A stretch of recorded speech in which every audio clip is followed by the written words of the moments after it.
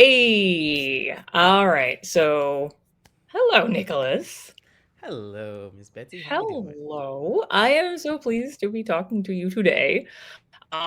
For those of you who are watching right now, I need to do a little intro here to let you know who I'm talking to. This is Nikkolas Smith. He's written and illustrated tons of stuff. Let's see. There was the USA Today bestseller, The Artivist. He got a NAACP Image Award for the Golden Girls of Rio. He did My Hair is Poofy and That's Okay, World Cup Women. You did the art on one of my favorite books, which was the 1619 Project Born on the Water. You did I Am Ruby Bridges. You worked on Black Panther Wakanda Forever, The Courage to Dream. You did that flag. But today, I am most excited because you've got a book coming out right now. It is really, really good. Yes, there it is. Take a look at that, people. That is the The history of history of we. we. Basically, according to its publisher, and this is how they describe it, it takes what we know about modern human civilization and through magnificent paintings, my emphasis, creates a tale about our shared beginnings in a way that centers Black people in humankind's origin story. Thank you so much for joining us today. Thank you for having me. It's an honor. Wow, for me, correct. All right. So let's just like dive right in. So this is not the first book that you have authored and illustrated, but I would say this is like your first informational titles, a little more non-fictiony than you've done before. So I want, ironically, I'm going to call this the origin story of the book because it's the origin story of us. So where did this book come from? Well, great question. So I would say kind of like the spark of it all would be a few years ago.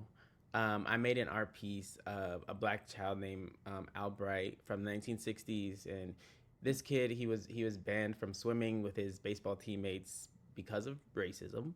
And I thought to myself, like, there's so many stories like that of black kids who, because of the history of this country, they were never taught how to swim, or their parents and grandparents were never allowed to swim. And I wish I could have told those kids, like, did you know, like, the first swimmers in human history look just like you? Like, your ancestors invented swimming. And like, don't ever let anyone tell you that you can't do anything, right?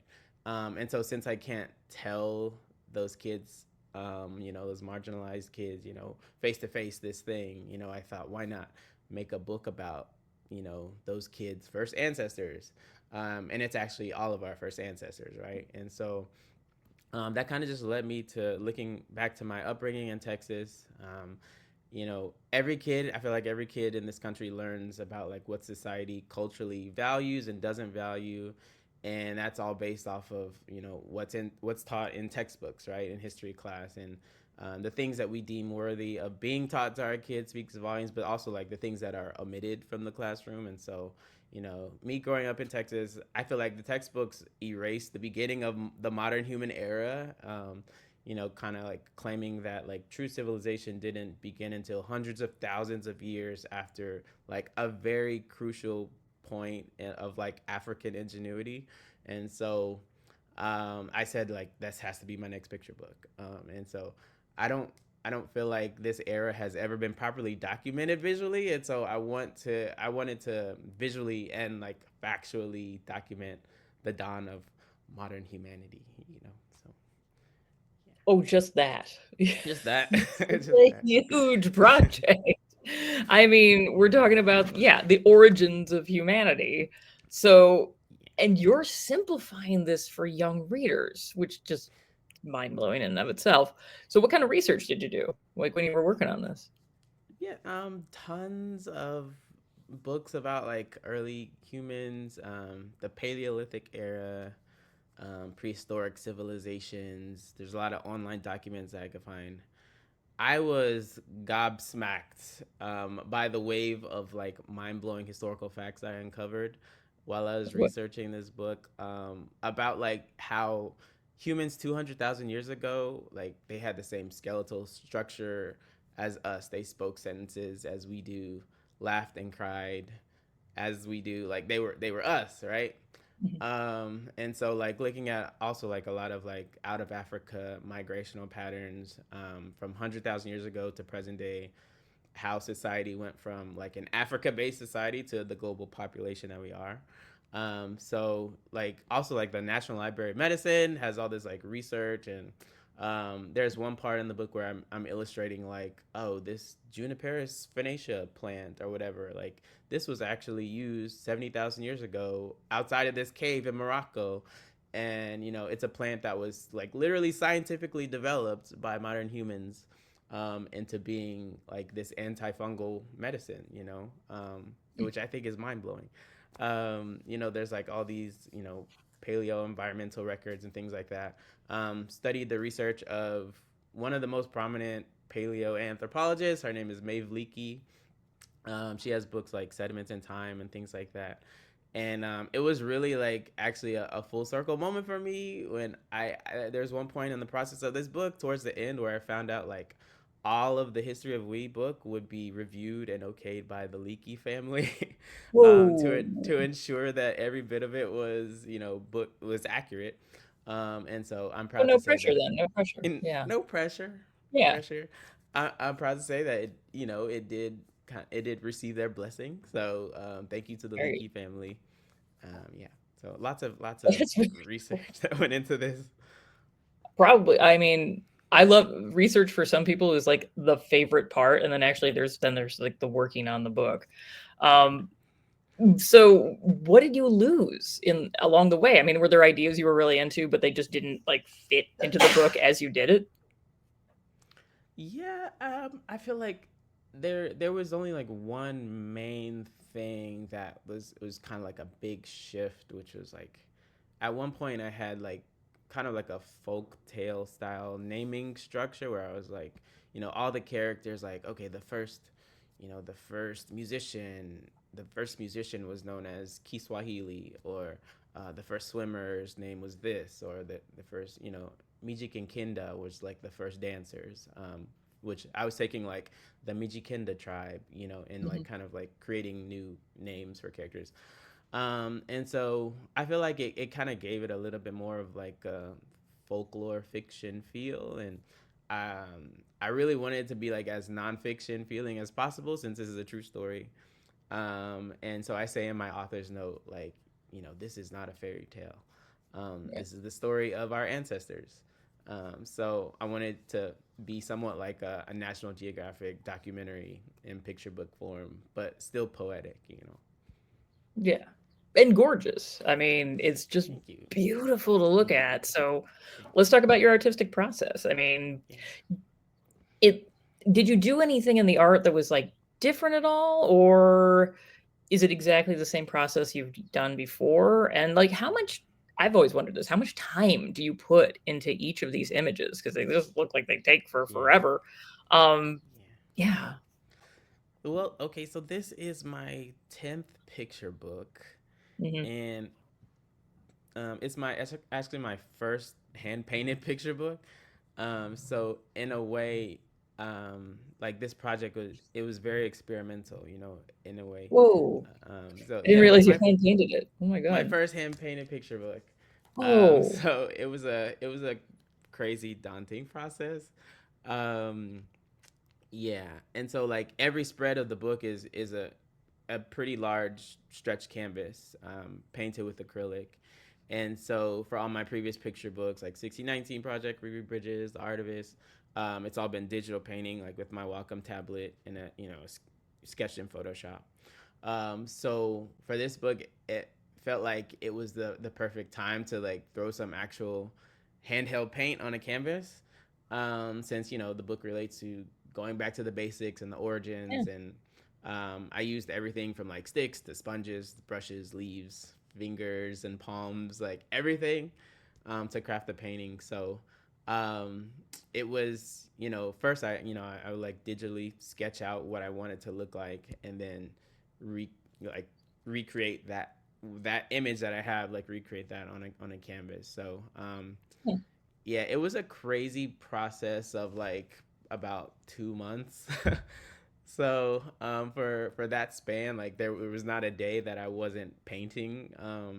I'm a speed painter digitally, and I feel like the same. It's the same process for me for acrylic on canvas. Like I had to, I want to like get that raw expression and motion and the movement and joy and sometimes fear of like all these like native human intrinsic feelings and all those emotions like on the canvas, right? So, um, you know, that's kind of how I kind of my timeline is really 2 months of like I'm just Wow. gonna crank out these canvases.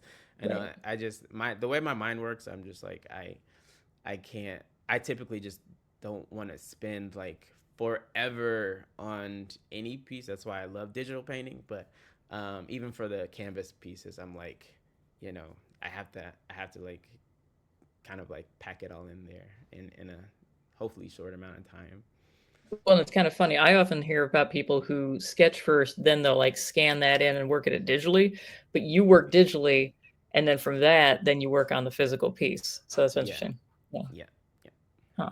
And do you ever like totally scrap like an image, like you're like, this is not working, and just and get rid of it completely, or you do like rework it in some way? I feel like rework as much as possible.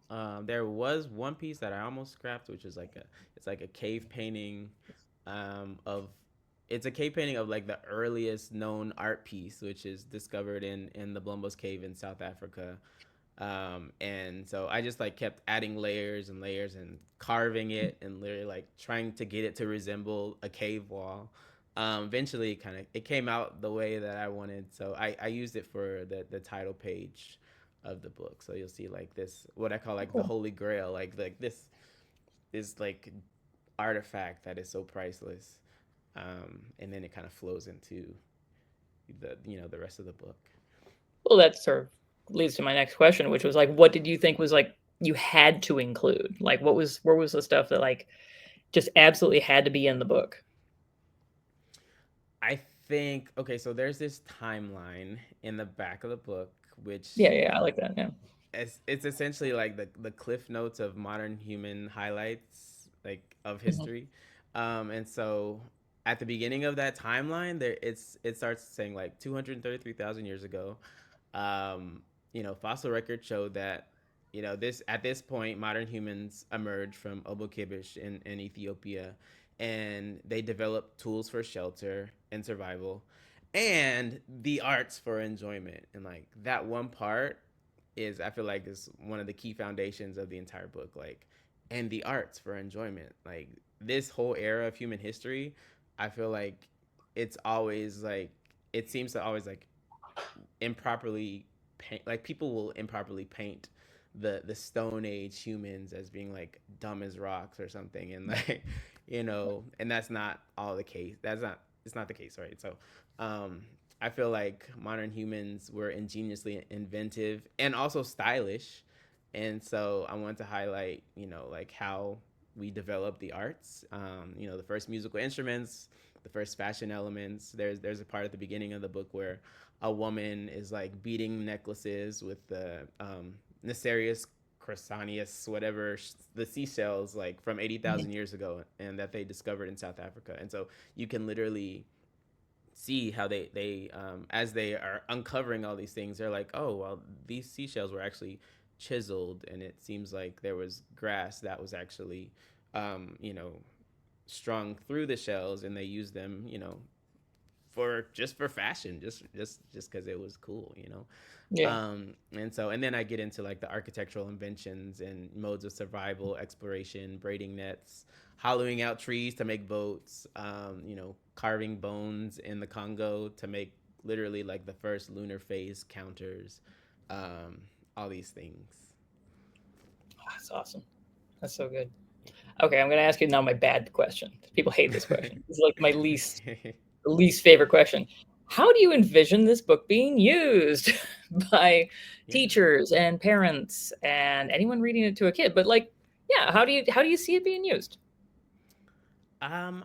Okay, so I see this book as truly being like it's a form of what I call educational justice. Like I think it points to a large chunk of well documented human history that has been left out of history books. But it's there, but it's just been kind of like left out, right? Of school lessons and things. So, I mean, like one of the main points of the book is that there are decades of research that the scientific community has like pretty much locked in place as a consensus that every person on Earth today can be traced back to pretty much this woman. Like everybody can be traced back to a handful of traveling tribes from Africa.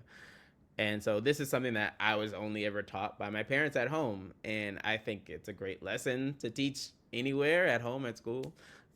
It's also a reminder that like the human race is a global family of extended cousins.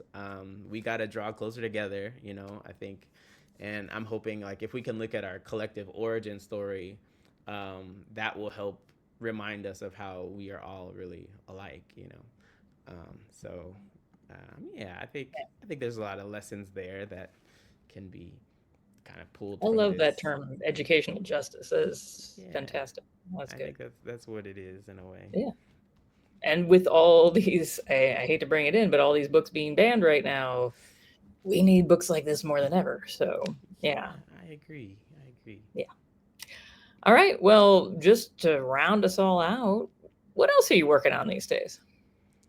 Um, Or can you so say? yeah, I could some things. Yeah. This may sound unusual based on what we've been talking about, but I've been working on vampire flick movie posters lately. uh, It is the best. Yeah, I was the concept artist for Ryan Coogler's upcoming film called Sinners, and so I'm also doing a movie poster for it. So finishing up some good vampire fun. And you've done movie Um, posters before. You've done a lot of movie posters before. yeah, like So, Black yeah. Panther, and Yeah. I Oh, used to that little be thing. Yeah. Black. I used to be an Imagineer, so designing theme parks and like putting superhero related stuff in the parks, and then also That's doing like awesome. film film poster stuff and like Pixar, Soul, and other stuff like that. So just kind of like dabbling in a lot of different superhero-y things or science fiction type stuff. That's And then great. like book wise, I'm finishing up a book with Tammy Charles that I think people will really love. Ooh. And my book after the history of we comes out. It comes out this September. It's called A Change Is Gonna Come, written by the late great Sam Cooke, and it's Ooh. his legendary civil rights song and picture Oh, so book. you're just working with Sam Cooke is all. Okay. That's Yes, all. things that I never thought would be happening in my life. Yeah, so that's gonna be special right there. That's pretty sweet. All right. Well, Yeah. this book though is out in May, I do believe. Yes, Yes. May 20th. Yeah. The May May 20th. 20th. I'm very All right. excited So for this. everyone's going to have to get their hands on that because it is really good. So Thank you. wonderful. Well, thanks so much for talking with me all about it today. I Of course. I cannot wait for more people to see it, quite frankly. Thank you. It's an honor. I'm just I love it. It's Yeah. like I said, very experimental, but I feel like it's one of my greatest bodies of work since Oh yeah. it's just It's like literally no, it giant bodies of work. I don't know. it is a feather in your cap to have this thank book out. So thank you. well done. Thank you so Okay. much. No problem. You take care. Take care. Thank you.